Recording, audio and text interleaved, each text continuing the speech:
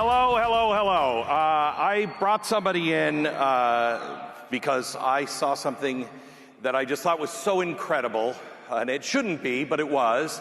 And so I called this young lady, it was the day after, and she was surprised to hear my voice, and I said, I would like you to come as my guest to TPUSA. You may have seen her around. I know she was on the stage yesterday. May I reintroduce you to Jeanie Beeman.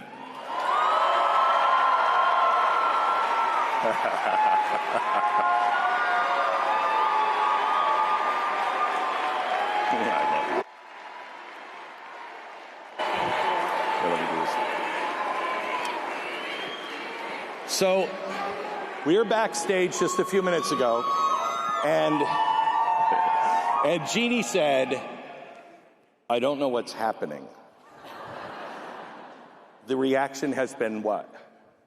Overwhelming. Yeah. She said she didn't understand why everybody was asking her for a selfie. Can you explain what you're curious about, what you don't understand? Because I'm just a normal person.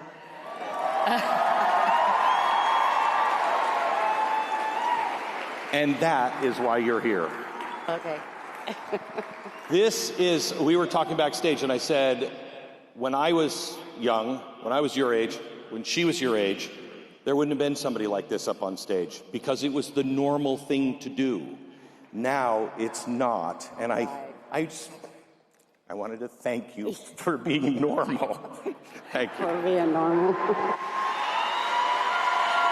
God bless you. Thank you. Back off.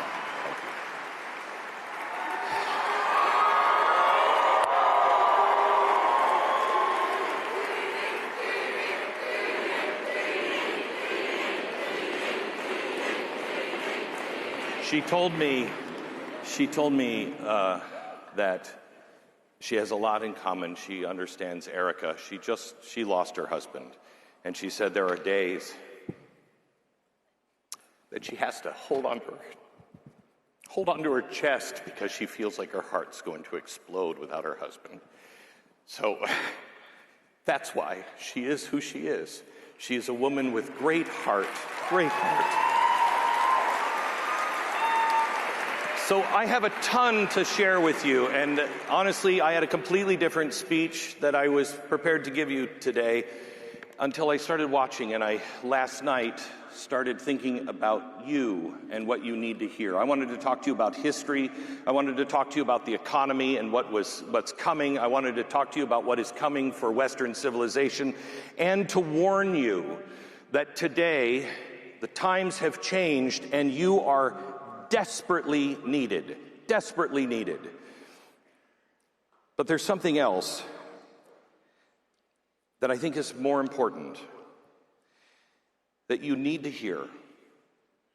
We must stop fighting with one another.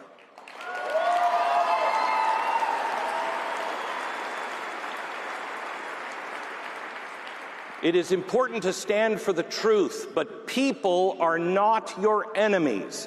Lies are your enemies. We each have a responsibility to stop and point out lies, to stop lies. But you can't stop lies.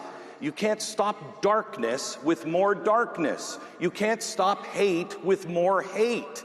You only dispel the darkness of lies with the light of truth. A single candle will light up a room. If everything is dark, one cell phone will be seen everywhere in this dark room. You are that single candle. You are that light.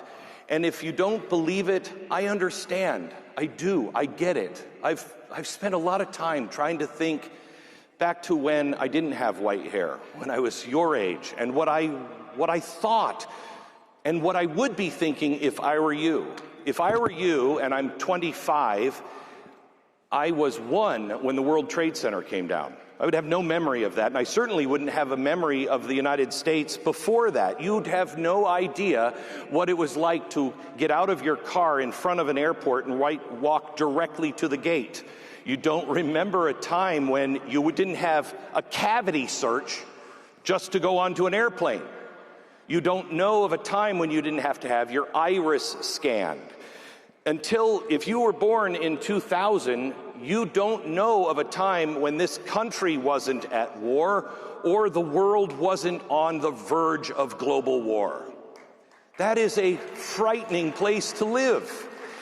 When you were 8 years old, the financial crash happened, and maybe your parents lost everything. But the big guys in New York, the big guys at the banks, they didn't lose everything. Nobody went to jail. And you and your family paid the price that none of them had to pay. Then, 2008, 2009, the cell phone comes out, social media comes out. It's supposed to connect us so we can talk to our friends, and it does just the opposite. It divides us, it changes us.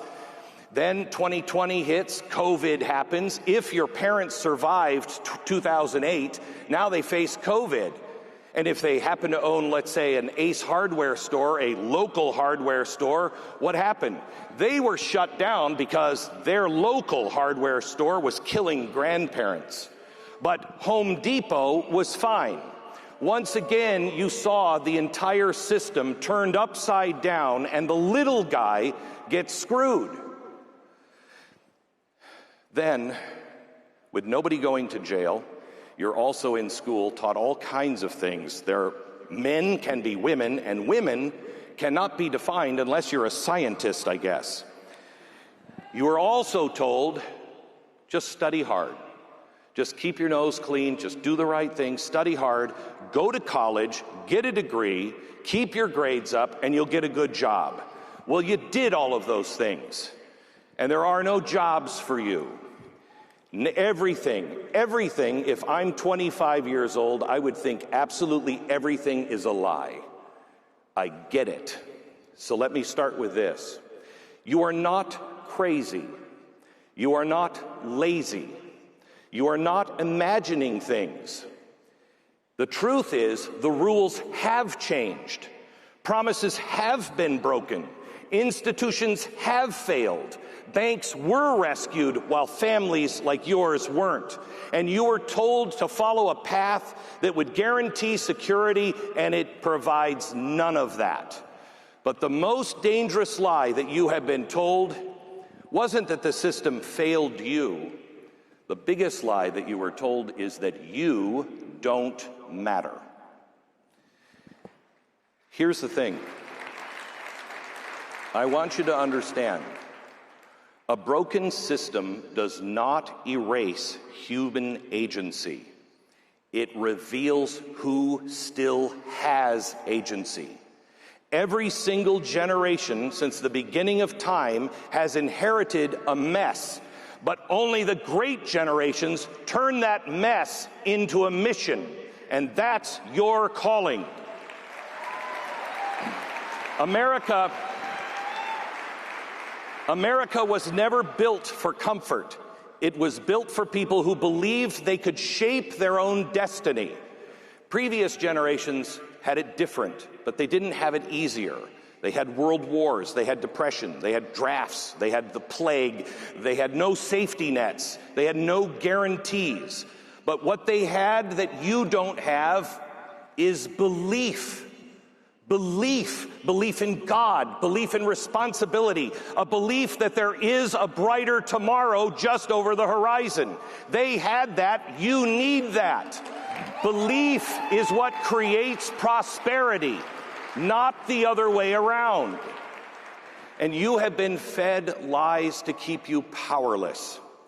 And so many of your generation are following the natural path of somebody who believes they are powerless. You look to others to lead. You look for a leader. May I propose one? You are the leader.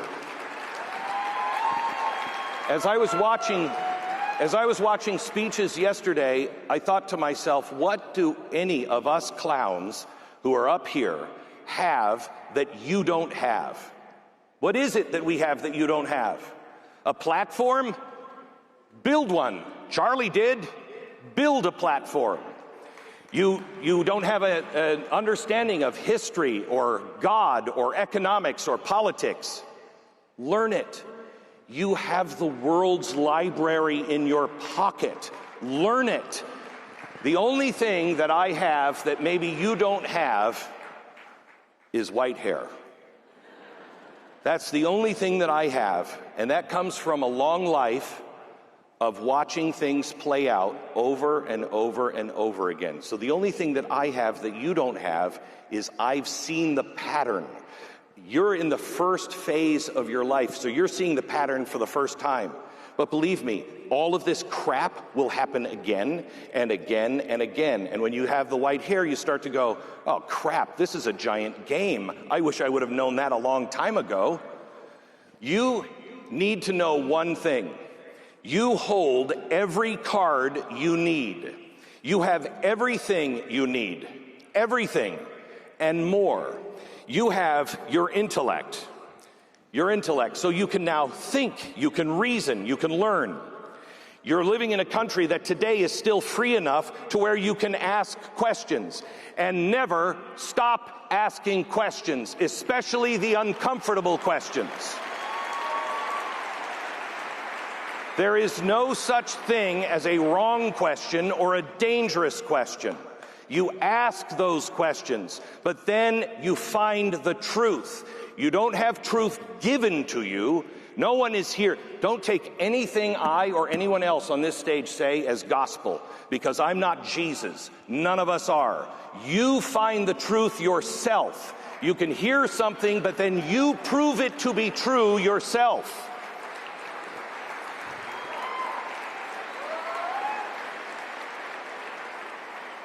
Here's something else that you have that I think you dismiss. You're here. So if not you, who? If not now, when? The other thing you have that you dismiss is that you're alive. And that to me means, proves the fact, God does not make excess people. You have a reason to be here. You have a purpose. There is a reason for you to be alive. God doesn't make excess people. You're not excess. You're the center of your life. I will tell you that I believe I'm 61. I believe 2 months ago, I discovered the reason why I was born. And I had planned on talking to you about that because it's really important. But you need to hear something more important than any of that I have to share with you. You need to believe in yourself. You need to recognize the power that you have. You don't need permission to begin a meaningful life. You have 3 levers of power that you don't understand that you have right in front of you every day. You have 1, internal power. No one can control your work ethic, your honesty, your discipline, your faith, or like Jeanie, your response to others. You own that. Don't let others dictate how you respond.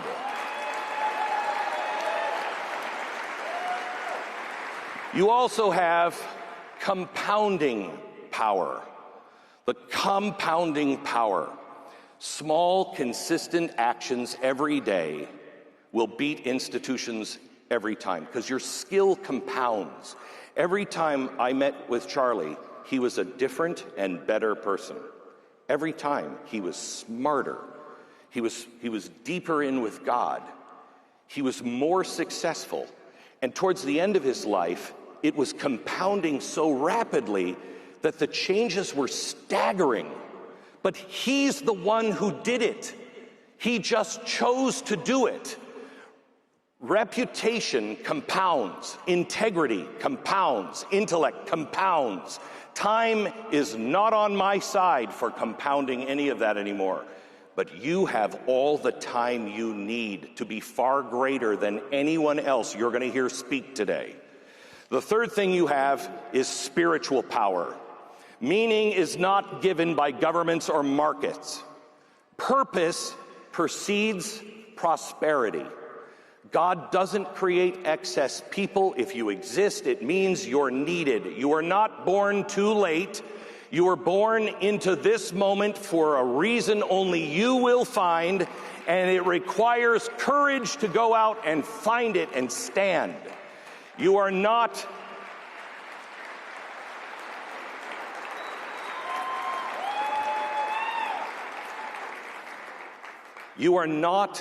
a victim. Spread the word. History has never asked a victim to save it, nor does history ask comfortable people to save it. History asks capable people to save it. You will discover, if you shake off the lie of victimhood, you will discover the glory of responsibility. When you take on responsibility, when you concentrate on responsibility, you will discover purpose.